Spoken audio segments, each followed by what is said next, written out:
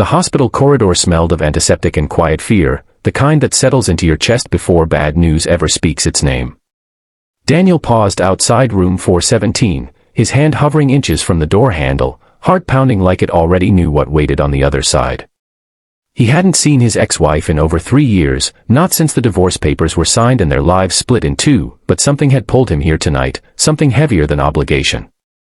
And just as he was about to knock, he heard her voice through the door, and what she said shattered him in a way he never expected. Before the story goes any further, if you believe in kindness, second chances, and the quiet power of love that survives even after heartbreak, please take a moment to like this video, share it with someone who needs hope, leave a comment, and subscribe to the channel. Your support helps stories like this reach hearts that may be hurting right now. Daniel had been a single dad for so long that the title felt etched into his bones. Every morning began before sunrise, packing lunches with one hand while tying shoelaces with the other, answering homework questions while mentally calculating bills. His daughter, Lily, was 8 years old, bright-eyed and stubborn in the same way her mother once was. After the divorce, Daniel had taken full custody, not because he wanted to win, but because someone had to be steady. His ex-wife, Emily, had been unraveling back then, exhausted, distant, and quietly drowning in things she never explained. When she left, it wasn't dramatic. It was empty. A suitcase, a note on the counter, and silence where love used to live. Years passed. Life moved forward the way it always does, slowly sanding sharp pain into dull memory. Daniel stopped checking Emily's social media, stopped wondering where she was or who she'd become. He told himself the chapter was closed. But then, 3 nights ago, a call came from an unfamiliar number. A nurse's calm voice explained that Emily had been admitted after collapsing at work, that her condition was serious, and that Daniel's name was still listed as an emergency contact. He'd hung up and stared at the wall for a long time, torn between anger and something dangerously close to concern. He told Lily that her mother was sick. She'd gone quiet, nodding with a maturity that hurt more than tears. That night, Daniel lay awake replaying old memories, the way Emily used to hum while cooking, the way she laughed before she cried, the way she slowly faded while standing right beside him. By morning, the decision was made. He would visit. Not as a husband, not even as a friend, but as someone who once promised to care. The hospital room was softly lit, machines blinking in steady rhythms.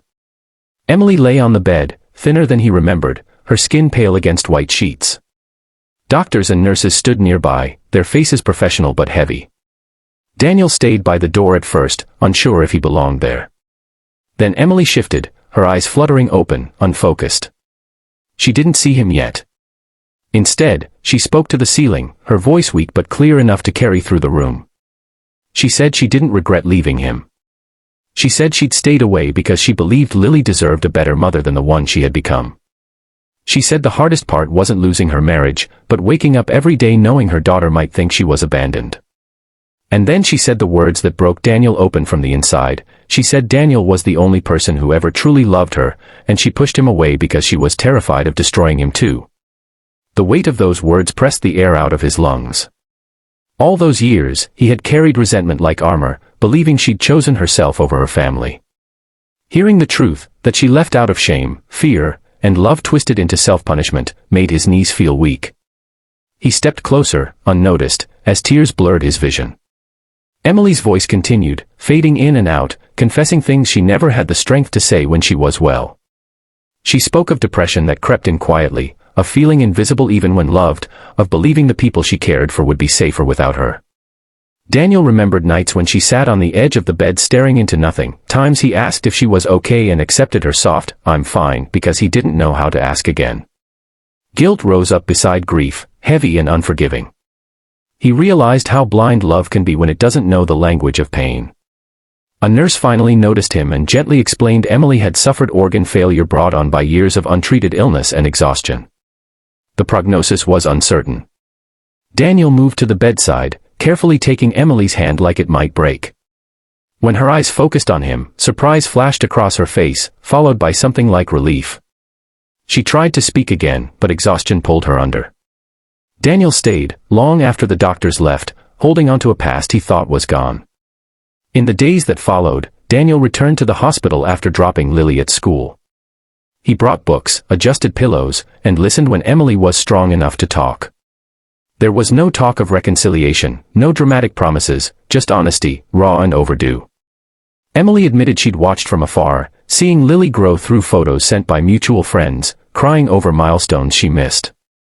Daniel admitted how hard it had been, how angry he was, and how tired single fatherhood had made him. In those moments, something shifted. Not romance, but understanding. Lily asked one afternoon if she could visit. Daniel hesitated, afraid of reopening wounds, but Emily's eyes filled with tears when he told her. The visit was quiet and awkward, but real. Lily sat beside the bed, unsure what to say, while Emily whispered apologies that came too late but still mattered.